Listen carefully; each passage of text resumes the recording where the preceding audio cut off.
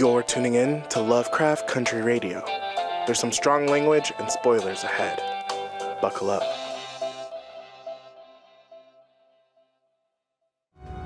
I need your help. My cousin's been cursed. I unbound the book to save him.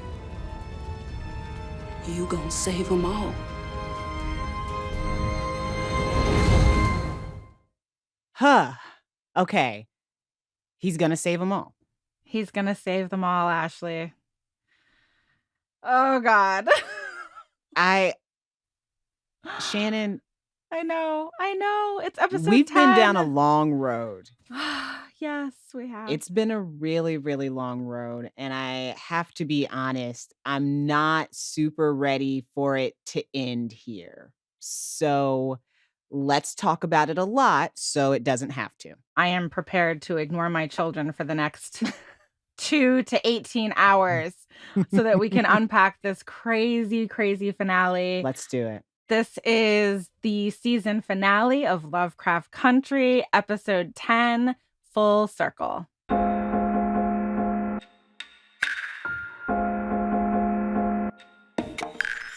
Welcome to Lovecraft Country Radio. I'm Ashley C. Ford, podcast host, writer, and horror enthusiast. And I'm Shannon Houston, a writer for the HBO series Lovecraft Country and mother to 3 free Black children and a turtle named Jonnavelli. We love Jonnavelli. We do. So first, a quick recap, because there's a lot going on. That's an understatement, maybe the understatement of the year, but that's where we're starting. In this episode, the final episode of the season, we get some resolution to some of this season's several storylines. Christina's long-term goal to use Atticus's blood to gain immortality almost works, but she has no idea what she's up against. Yes. She's outnumbered. And knowing what was on the horizon, Atticus mends things with Gia. Letty recruits Ruby to betray her lover. And the whole gang travels to Artem, where they meet the inevitable. So fucking much is happening here. Yes. Oh my God. Tick is racing against time and trying to find some sort of way forward. And he does this through communion with the ancestors. There's the culmination of the tensions between Dee and Hippolyta. Don't even fucking get me started with Letty and Tick. I can't. Oh my gosh. I can't. So it's the culmination of everything the series has been getting at this season. The healing of ancestral wounds, the trajectory of the movement, the power of the family. There's so much to discuss, and who better to do that with than the creator and showrunner, Misha Green, and one of its stars, Jurnee Smollett. Yes, this episode, like episode 9, and like so many other episodes in this season, was so loaded. So I think the best way for us to go about it is to just digest it scene by scene like we did last week and talk about how all the through lines we've been working with this season find some sort of end here. Let's talk about magic. Yes. As a longtime fan of magic, this show made me think about magic in a way that I've never really thought about it before. Like with them being transported into different worlds, visiting ancestors, and it's this magic that allows them to go on this journey and get answers to questions we've had all season. Yes, we've been watching Atticus struggle with deciphering the language of Adam. And here we have the successful completion of this incredible spell that sends him and Letty into this ancestral plane. And we've been working up to this. And I'm not going to lie, I knew it was coming, but I still fucking screamed when the book flipped open and we saw Tick's birthmark and Seven Nation Army was playing. It was so exciting to see our heroes, like you said, kind of master this magic that they've been afraid of, excited about, terrified by, haunted by. And in this moment, they're really taking control in a different way. It's so cool. It's just, oh my God. I'm stuttering thinking about where to start because it's a lot. It's a lot, right? when we saw him do the spell that gave us the Black Shoggoth, I flipped out. You know that. I Yes. was extremely, extremely excited about that. when we get into this place of the ancestral plane and the journey that he's been on understanding magic and now sort of like being inside magic, Mm-hmm. I can't help but wonder, how's your idea of it changed over the course of making this show? Because I have to think that even somebody who would be as big a fan of like the idea of magic as I am when making something like this still wants to put their own mark on it and still wants to learn something from the process of digging deeper into magic as a concept. Yeah, I mean, I think one thing that we're seeing that I'm excited about is this reclamation of magic, right? Like our heroes are literally taking this thing that they thought was this scary power that white people had, Mhm. and they're learning how to use it for their own safety and protection and for their own lives. And something about it also reminds me of like challenging the idea of what we call white people shit, right? Right. Like there is something fun and cool about being like, well, Black people and religions that have existed long before Christianity, right? Like a lot of these things are ours. I think what has changed about my idea of magic watching this show is how a rejection of it as a concept also leads to the rejection of one's history and one's ancestors. Mm. And that, I think, is not something that I'd ever thought about before, was that the things that you may be drawn to, that people around you are like, that's not for you, or, you're not supposed to feel that, or you're not supposed to do that, or whatever. 'Cause Yeah. I think as a kid, even, I definitely had certain things about me that were kind of intense and spooky, and the adults around me did not react well to that. Like, fair, Right. But sometimes it's like maybe I was just connected to something that was trying to guide me or inform me, Yes. And it's so weird how often we're told that anything that is trying to guide you or inform you that is not for what a lot of people looks like an old white man uh is something evil trying Yeah. to trick you. And the thing is that because this bloodline or because this family continued to encounter and have to deal with certain kinds of magic, it also forced them to reflect on what the generation before them got wrong Yes. and how they can change it now. Like, we finally got to hear Hannah speak. Finally. I love this. For the entire season, she's been around. And all of a sudden, we finally get to hear her speak. And essentially, what she's saying is, you have everything you need. Yes.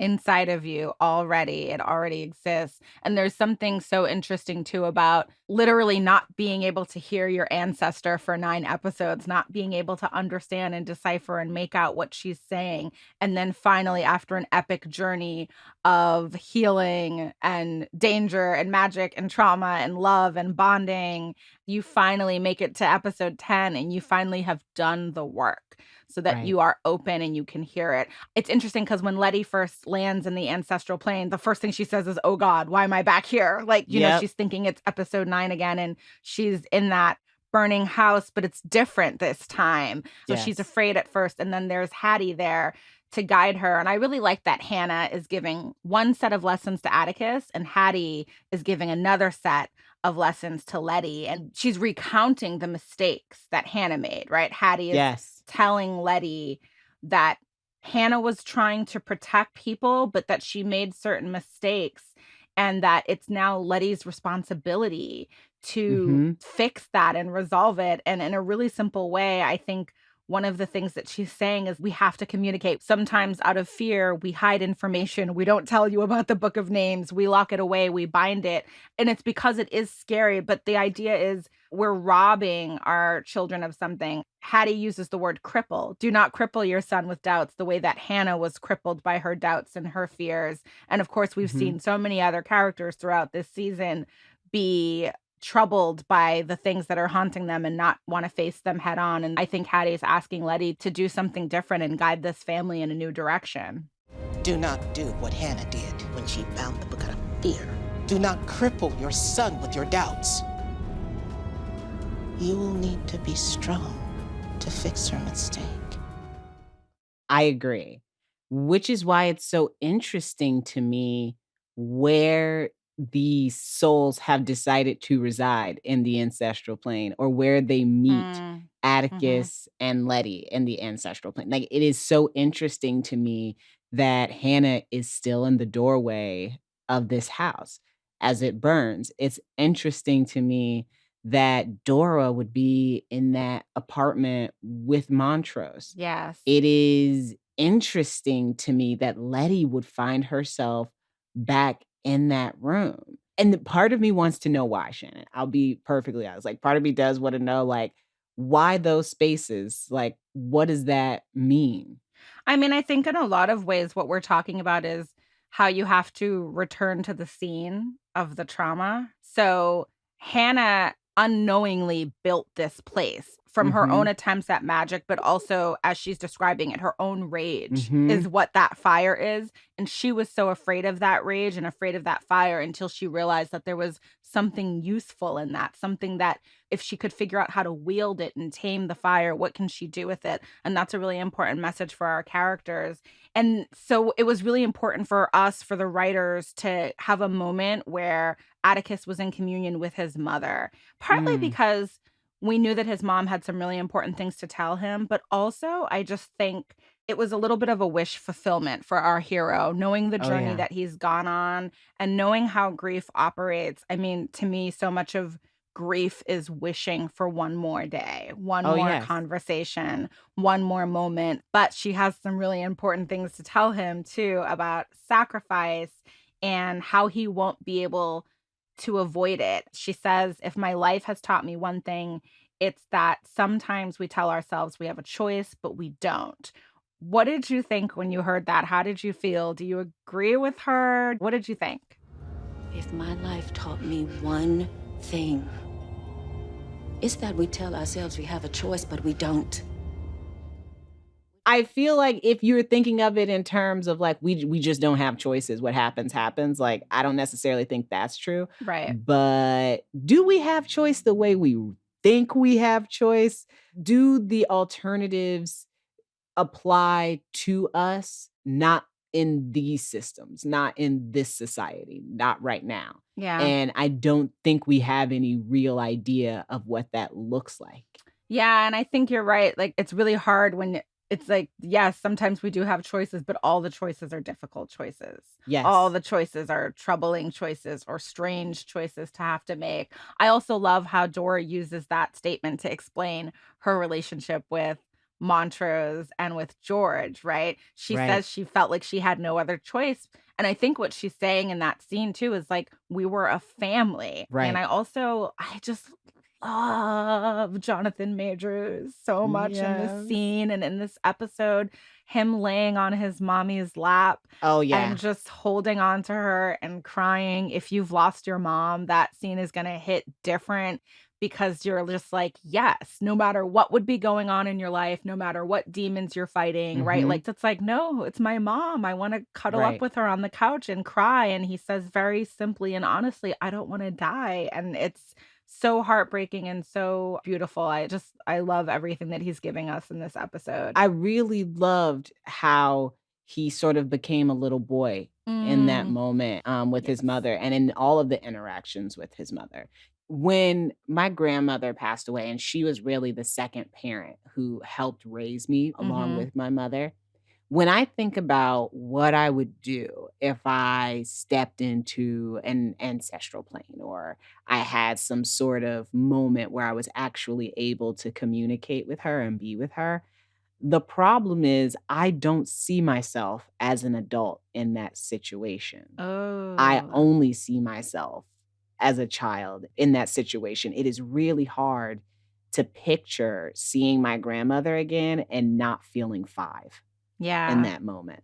There's so much safety in it, right? It's like, oh, this is the person who I can be a little kid with and I can be vulnerable with and I can be emotional with and they'll never judge me. So I love that we gave that to Atticus. I think it was so important for him. And this was also about having an intimate scene for Letty and Atticus. We wanted them to have this incredible powerful, intimate experience that would bond them.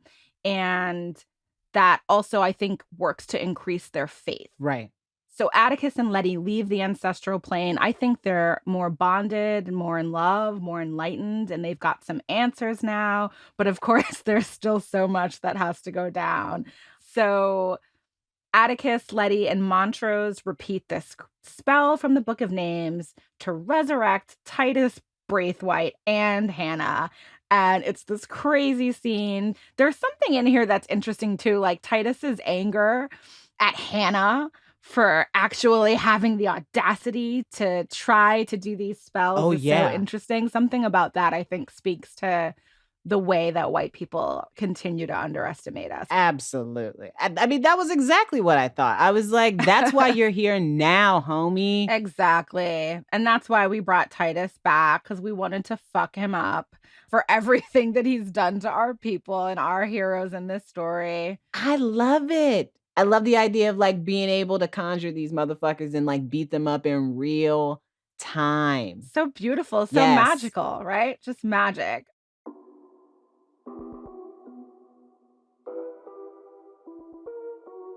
So magic played a big role in bonding these characters together, but something just as strong was all the trauma bonding we saw happening in this episode. And to be honest, all season. A lot of trauma bonding this season. Yes. When Atticus does his apology to Gia and tells her his plan, the thing that I kept thinking, you know, he was saying like, we're family, like we're connected now. So how many people have you heard of being in a traumatic experience together who like for the rest of their lives are just connected? It doesn't matter what they go through. They are always like, it doesn't matter. I'll always pick up the phone for that person. And you have to make room for that because of what it means to the other person. Like, I think sometimes you can heal past that, but these characters would not have known about those options.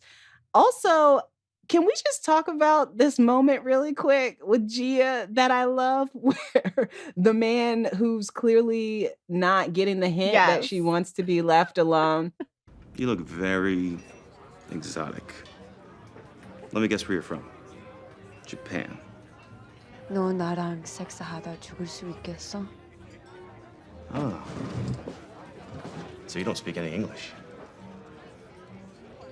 I said, would you be willing to die to fuck me? You know, like she speaks to him in Korean and he asks her, you know, what'd you say? And she goes, I said, would you be willing to die to fuck me? I mean, I think that's a valid question. Ain't like, it? Think about using that line for every time you get catcalled. I just love it so much. I'm so happy to see Gia.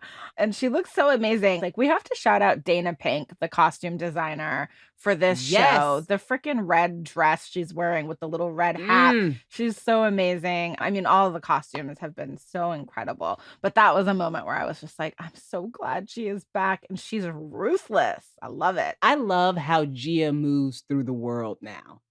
I really love that she has embraced the fact that, like, she is a kumiho, and there is only so much these people can do to her. There's only so much of a threat they pose. You know, the other thing that we're saying with the Gia and Atticus storyline, and it's also true for Letty and Atticus, it's that you have to go on your own journey. Yes. That is technically separate from the person that you love, to even be able to come to an understanding with them. So on the one hand, I definitely see your point about the trauma bonding that is true for so many of our characters. But in that scene, I also was thinking about Dora and George and Montrose and this idea that Dora has, which is that they're bound together. And yes, they are partly bound together because of these traumatic experiences that they had in Tulsa. And at the same time, it feels like there's this strange idea about redefining family and Dora saying, I know this isn't necessarily traditional or what you think family is supposed to be, but what I had with George and Montrose is family. And when Tick says to Gia, we're family too, I did love that because I did feel like he's also saying like there's a reason that we're connected, and it is very strange. And I'm sure the people who love Letty, including me, were like, ew, I don't like this scene. Get away. Why are you holding her hand for so long? Back up. Right. But it's less about the romantic love and more about familial love and a familial bond and how you can use those bonds to basically do what we do at the end of the episode, which is bring everybody together for this epic fight. There's another big scene that challenges how we understand family and commitment, and it's the baptism scene. Yes. This moment is so beautiful to me, and we talked in the writer's room about how we were going to give Letty and Atticus like one more romantic moment before they go to do this ceremony and this spell, and they both know what's coming. They both know that Atticus is not supposed to make it out alive. We decided that there's a different way to show them making a commitment together, and there's a different way to show them bonding and loving each other. So we ended up with this beautiful scene in the church, and I love the conversation that Letty and Atticus have here, and that Atticus is saying, you know, I don't even know if I believe the way that you believe. All this time, I've been chasing faith.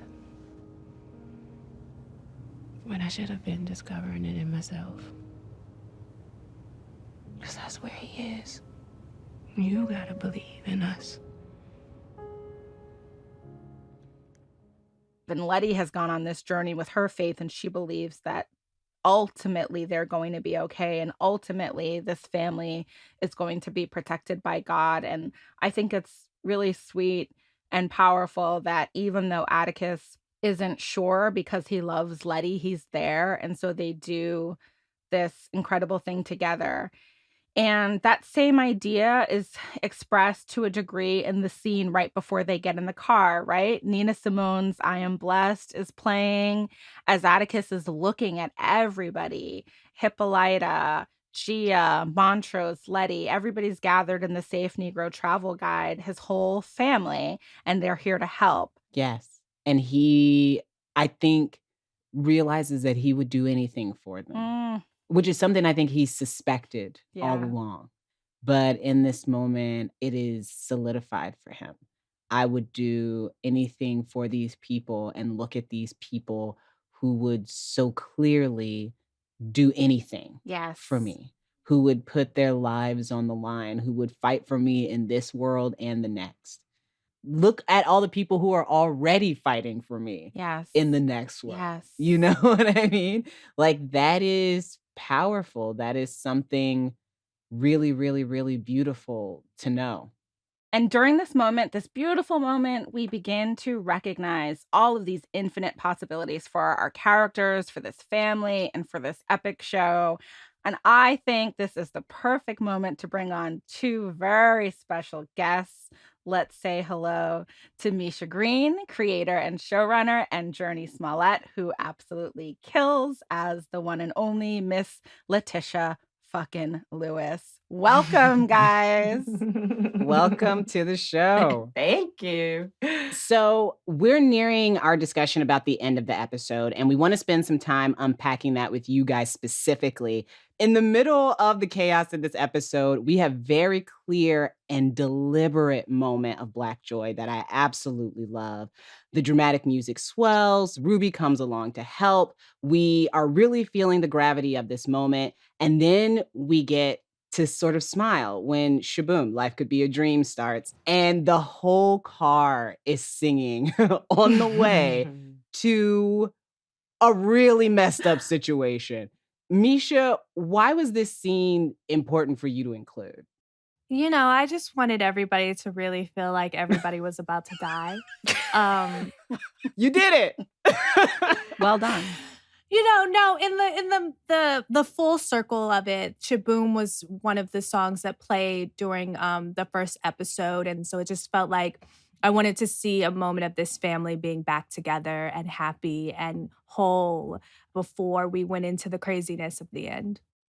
This is the thing about Misha. I love things that start with this is the thing about Misha. Because we're going to keep it real, okay? Like, she likes to play with our motherfucking emotions, okay? And so she took us on this long ass ride and she's like, I'm going to make these people feel joyous in this moment. They're going to feel their joy. And joy's so radical in this moment. But it's also very truthful because we are constantly in search of our joy in spite of our oppression, right?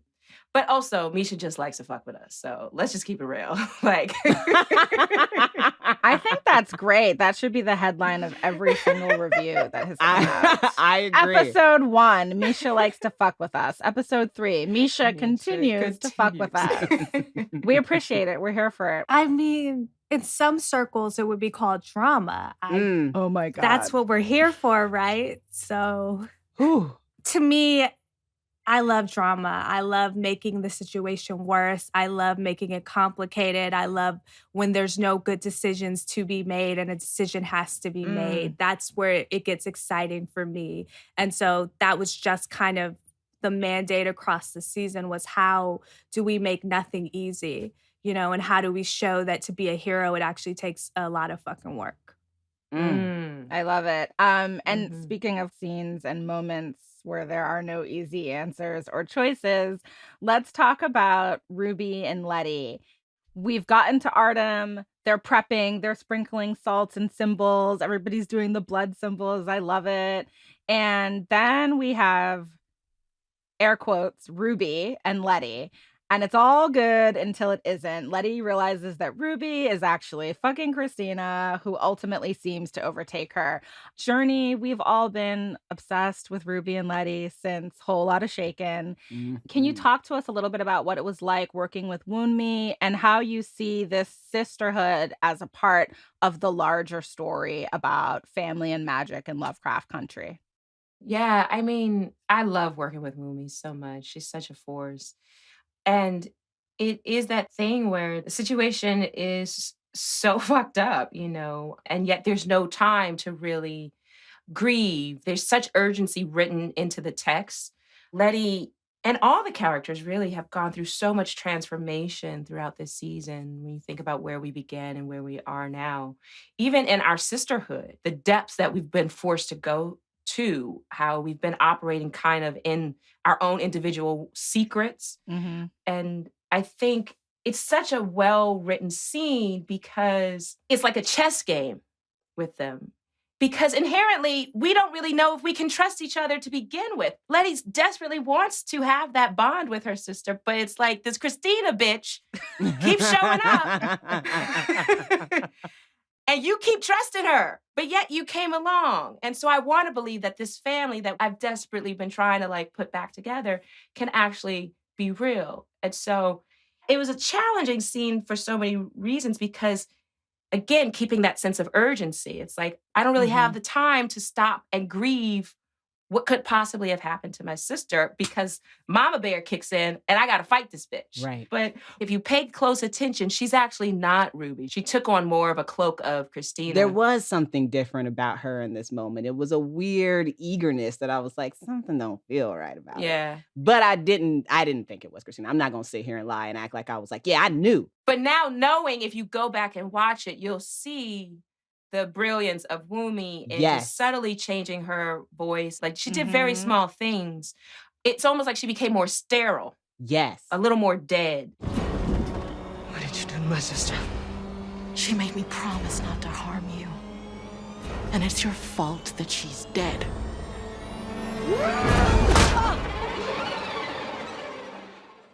I also like the anger she pushed through too, that Christina is angry.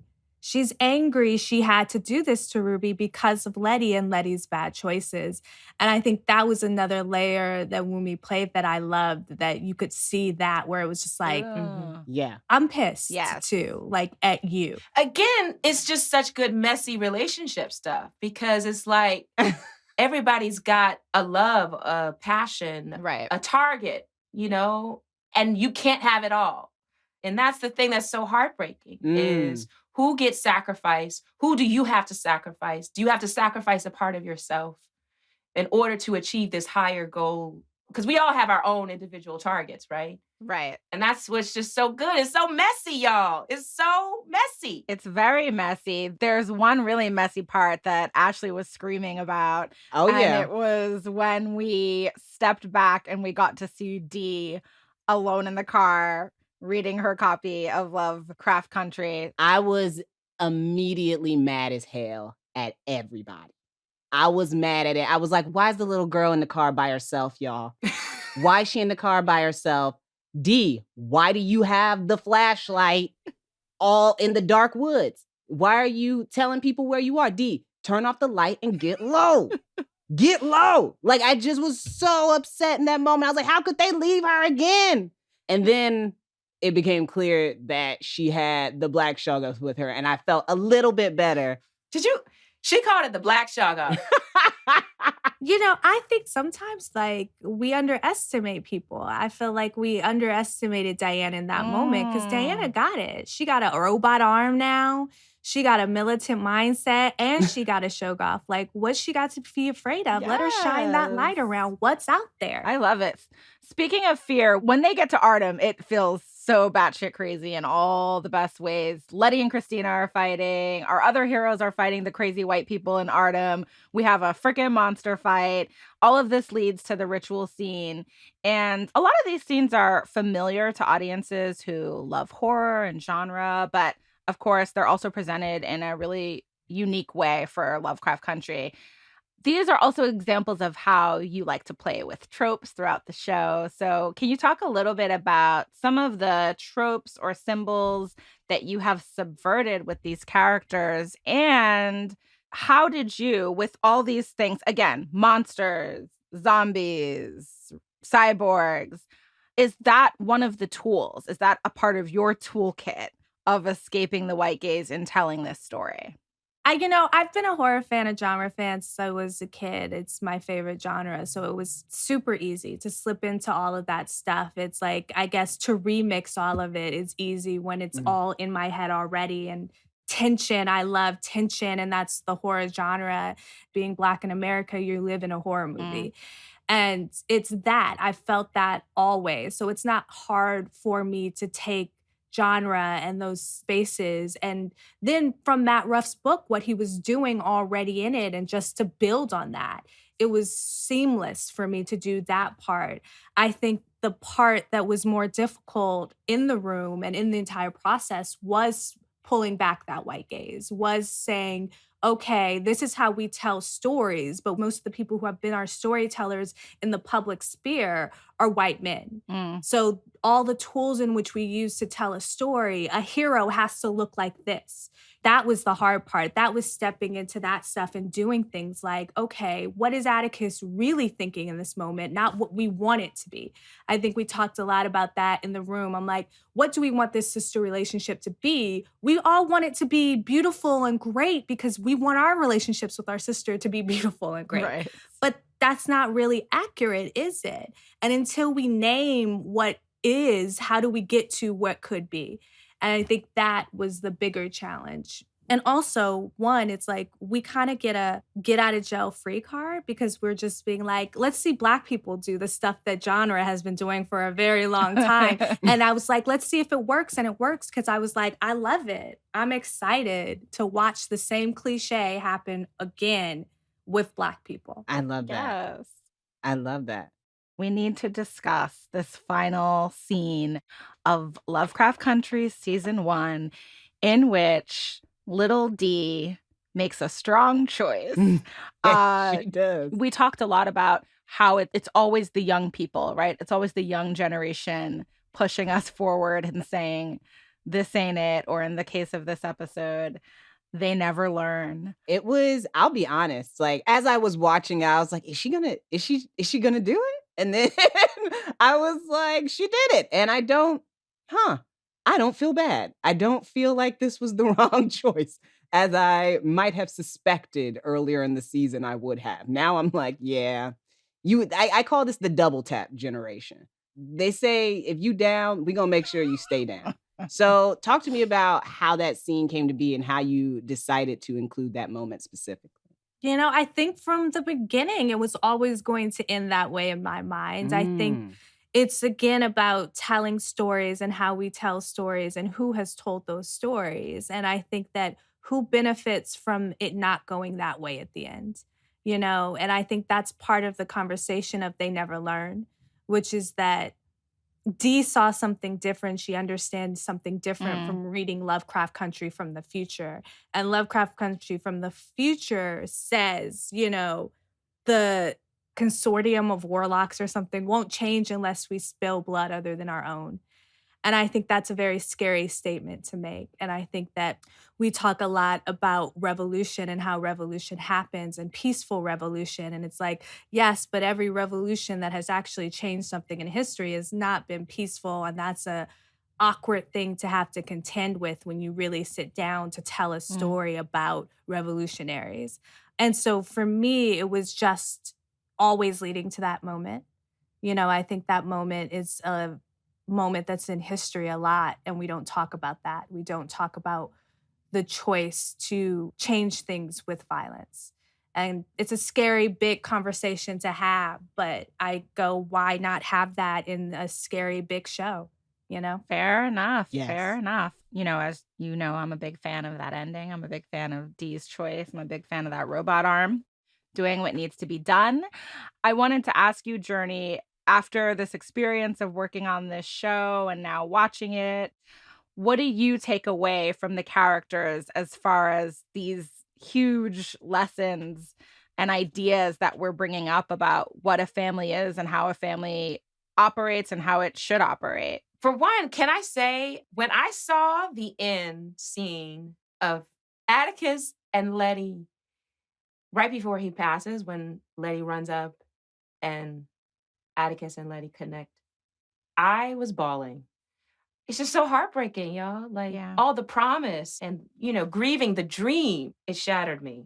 And doing it, you know, we all became such a family on set. That's the thing. Like, we all really became a family on set. And so there was like this collective sense of grief of saying goodbye to Atticus. Yeah, that was a hard day. Ew, man, it was awful. Like having to carry his body.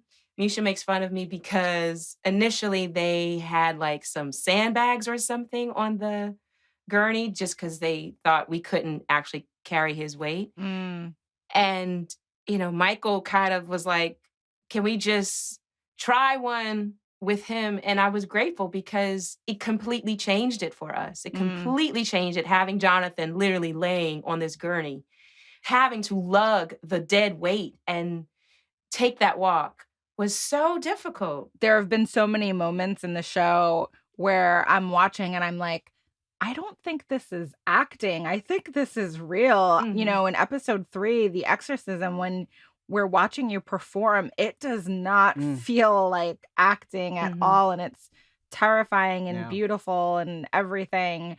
And watching your grief in this episode, and the grief starts early, like that moment when you're in the elevator and the elevator's going down. I start crying there. I mean, I'm a Cancer, so I start crying at the beginning. Well, there's such a sense of anticipatory grief, you know, which honestly can be so much more weighty because you're just waiting for that moment, right? Like you're anticipating it before it happens. And I can relate to that. Like when my father passed away, there was so much anticipatory grief months leading up to him passing away because you know the inevitable is happening, right? You pray and hope. You still leave that little bit of hope out, right? That it won't happen. Right. But the weight of it, man. And so, yeah, it's got to be real. And so this text, it was very sacred for all of us. And in approaching it, you have to approach it with such respect and reverence. And you got to be willing to sacrifice it. You got to be willing to go to those places in your life that are dark, that are ugly, that are painful in order to access the truth in what Letty is feeling or what Montrose is feeling, you know. I don't know. I've taken a lot from this show. It cost me a lot, I'll say. It's like you got to bring a lot to the altar. And this show demanded that you sacrifice a lot, spiritually, mentally, physically. I've become quite aware of the cultural amnesia that we suffer from as a society. Talk about it. And how overlooked our history has been. But just, yeah, having to walk through Letty's path, you know, it brought out a lot in my life. I'm not going to lie. I mean, I think this thing about what you're saying about anticipatory grief is a thing that when I started conceiving the series and the show, like I couldn't name that. Like until you just said it, I hadn't named it. But it's that what was really important. We talked a lot about this, Shannon, in the writer's room, was this idea of knowingly sacrificing yourself. It's that Atticus has been running since episode 1 from death. Right. And then to choose to walk into death at the end, that kind of like arc for him. And to me, that was really important because in talking about legacy and talking about the ancestors and talking about all that stuff, it's like, what did they knowingly sacrifice so that things could be a little bit better for us? And how are we not doing that today? How are we not walking to the altar for something meaningful? And so that was like really something to grab onto, I thought, with this show and to really explore it was this idea of, the sacrifice is coming. And that's what's beautiful to me about watching the performances in 10 is knowing Atticus and Letty both know that whole time. Yep. Right. Knowing that this isn't something Montrose will never be able to swallow. Knowing that has to be kept from him. And just all of that is, to me, really interesting and something that was worth exploring. Yeah, it's so funny, too, because when I think about the show and how it feels, part of what makes people feel uncomfortable is that on the one hand, we're being presented with things that are so powerful and that feel so sacred. These questions about what our families and our ancestors have sacrificed, have given up, have done for us, and what is now required of us. What's, Letty getting that book of names. It's like, no, there's more work to do. This is now your job. All of that is so powerful. And it feels like there's just all these black gods floating around this show. And I love it. The other side of that, though, is this feeling where nothing is sacred. The presentation of these stories is also this nothing is sacred vibe. Like Jurnee said earlier, Misha's kind of here to fuck us up. I do want Misha to talk a little bit about why nothing is sacred to her when it comes to art making and how that informs her storytelling. Ooh, I want to hear this. I guess when I say nothing is sacred, what I mean is the only thing is to find the truth and keep digging for the truth. I think that we all lie to ourselves constantly. And so that's why it's like when you say something sacred, when you say history is sacred, I go, no, the lie you're telling is what you're holding above everything. Like it can't be complicated because if it's complicated, then, there were people who were fighting back. There were people who were doing bad things in service of the abuse that they've received from the world. So it's like, I guess when I'm saying nothing is sacred, I'm going, find the truth. And what you think is the truth might not be the truth. So next time, find more truth. And that truth can change. So change with that truth. Keep going for the thing. Stop going for telling a story you want to tell yourself. When you say that about the story you want to tell yourself, that's one of the things that keeps coming up for me in the idea of the sacred and also in the idea of sacrifice, because sacrifice is giving away the sacred. Do we really understand what we lose when we sacrifice, when we give away the sacred? How does that affect the people who we sacrifice for?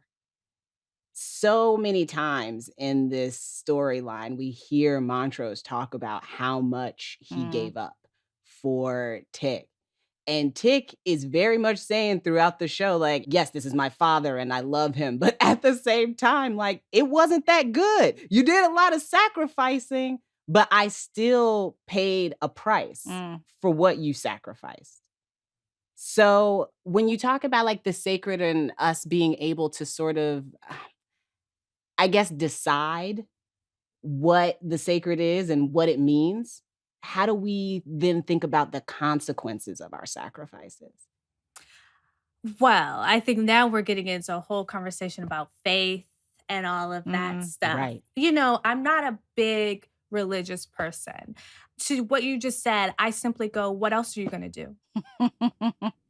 Like, that's how I feel. I go, if you don't decide what's sacred and decide what is worth sacrificing, what else are you doing? Like, if you're not walking up to an altar to sacrifice yourself for something, what is your purpose? I mean, that is truly how I feel. I go, you are on this earth and you have to do something. So why wouldn't you try to do the best thing you could possibly do? The most important thing you can possibly do. I love it. It's the same as like, hope is a discipline and despair is a privilege. Someone said that. I can't remember exactly who it is, but it sits with me every time I think about anything. I'm just like, how dare I be from this long lineage of fighters and lovers and people who have only wanted and hoped for the world to be better. How dare I say I'm too afraid to do something to make the world better? Oof. Is that why it's so important that the magic in the show have clear intention? Yeah, I think the intention, I think the other thing you need is a body. I think the body is so important. I think all of these things are very important to everything that we do. And your intention is one of the most important things, but doesn't mean anything if it's not backed up with action. Oof. Yes. The completion of the spell is not just the incantation. It's not just the words. It's also in the action. And I think that to me is, you know, when you said intention, I was like, intention is only part of it. Because unless you're doing something with that intention, what is manifesting? Yes. We did want to ask you guys. I mean, everybody knows I'm the resident scaredy cat, though I've gotten a lot better. I've been watching totally scary things. Jurnee and Misha, are you guys afraid of anything in the horror world? Like, are there things that you have to look away from? Jurnee, were you able to watch every single scene of this show? Was there anything scary?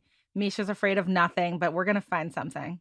I'm not afraid of things like snakes or spiders or more. I'm afraid of the supernatural. So the ghosts and things like that. Yeah, that was like, when those actors came out of the hair and makeup trailer for episode 3 and like guts are hanging out and I mean, she's holding a baby. I was like, what is wrong with Misha's imagination right now? Like, what is wrong with her brain? I also remember the amount of times you asked me double check to make sure that the seance was not real, that our exorcism, because we had consulted experts and you were like, I want to make sure I'm not actually I forgot about that. Doing anything that might be a real exorcism right now. I totally forgot about that. Y'all, listen, when I tell you I was in deep prayer, I was on the phone with my pastor and she did not like the fact that I was doing an exorcism scene. We had like rituals to like protect me. When I tell you it was deep, when I saw the script, I was like, okay, we're going there. We're doing this, okay? We're going to do it. I mean, I get the book and everything, but this is what we're doing. So, okay. Again, Misha's asking you to do the things that will force you to grow, but make you very uncomfortable. Well, guys, we don't want to let you go, but we have to, apparently. Before you leave, we like to give our audience some references and recommendations for things that have inspired us, things that seem to work in conversation with the show. In this case, people might need some things to read or listen to or cry to or watch to fill the Lovecraft-sized void that will be in their lives. Do you guys have anything, Jurnee, anything that you read or watched that you felt like really helped you with coming to understand Letty, or just anything that you would want to share with everybody to experience?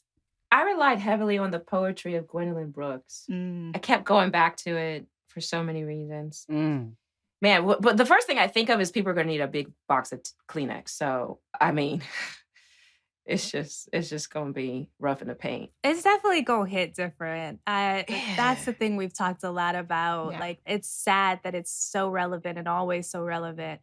But, we've been making this show for 3 years now, and it's just going to hit different than it would have. Yeah. For sure. Facts. It did for me. Yeah. I would say that the thing you should watch is Lovecraft Season 1. Yes. We agree. Hard agree. We agree. I love it. You know what? You guys are the best. We love you. Thank you, Misha. Thank you, Jurnee. Thank you. Thank you so much. And now Shannon and I have a bunch of our own recommendations for the final installment of our final segment of Lovecraft Country Radio. So, Shannon, what are some of the things that you feel like people absolutely need to watch or reference? I mean, I've said it before. I'll say it again. Buffy. Yes. Strong Buffy vibes. Yes. In this finale. Definitely strong Buffy season 5 finale.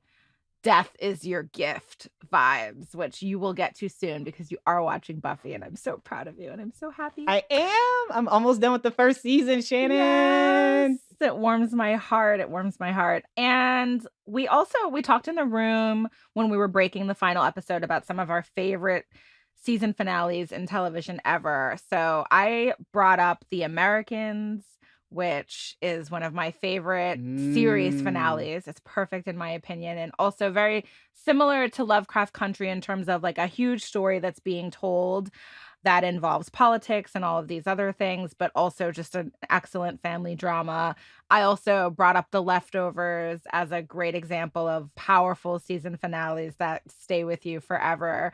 Afua Richardson is the artist who drew Dee's comics. Hippolyta gives her a shout out in this episode, and she's incredible.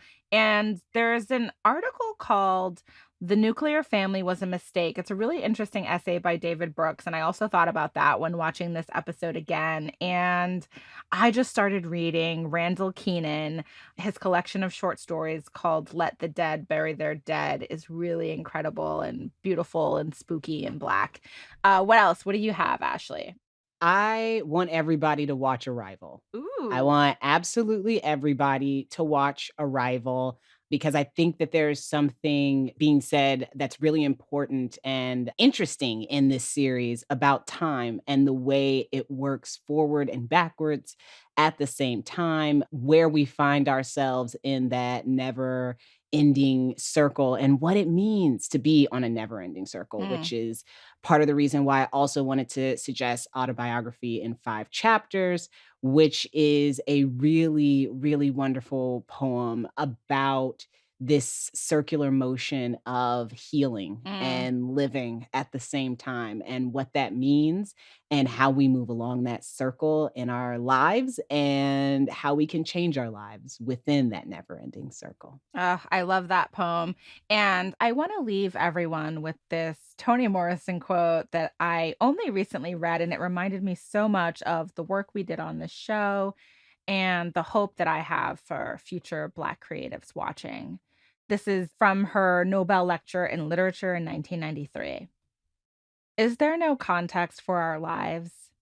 No song, no literature, no poem full of vitamins, no history connected to experience that you can pass along to help us start strong?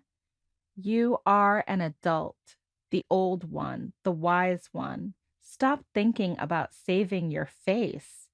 Think of our lives and tell us your particularized world. Make up a story. Narrative is radical, creating us at the very moment it is being created. Passion is never enough, neither is skill, but try. For our sake and yours, forget your name in the street. Tell us what the world has been to you in the dark places and in the light. Don't tell us what to believe, what to fear. Show us belief's wide skirt and the stitch that unravels fear's call. You, old woman blessed with blindness, can speak the language that tells us what only language can. How to see without pictures. Language alone protects us from the scariness of things with no names. Language alone is meditation. So, on that note, thank you all so much for listening. It has been truly incredible. This show is hosted by us. I'm Shannon Houston. And I'm Ashley C. Ford. This podcast was produced by HBO in conjunction with Pineapple Street Studios. Our executive producers are Jenna Weiss-Berman, Max Linsky, and Barry Finkel. Agaranesh Ashagre is our managing producer. Our lead producer is Jess Jupiter, and our associate producers are Alexis Moore and Natalie Brennan. Our editor is Maddie Sprung-Kaiser, and Noriko Akabe is our engineer. Original music by composer Amanda Jones. If you like the show and you have a minute, you can review and rate this podcast via Apple Podcasts, Spotify, or anywhere else you might get your podcasts. It really helps people find the show. You can also stream the podcast on HBO and HBO Max. Shannon, it's been a pleasure. It's been so amazing. My honor to be able to come here every week and talk with you and talk with the people who listen to this podcast and have this great adventure among like-minded comrades feels really fantastic. It feels amazing, and I'm a little bit sad, but I'm also not that sad because I know that this isn't the end. I know that you and I are bonded for life now. For life. And we will go on to do other great things and have other adventures. And I can't wait to see what you're up to as you move on to all these exciting things that are happening. So thank you so much for being my co-host and my horror doula. It's been my pleasure. It's been my pleasure. And there is no version of this where you don't get to know me anymore. You want to talk about horror films? Try to get away from me. Yes! We'll see how that goes for you. I love it. Thank you. Yay! Thank you. Thank you.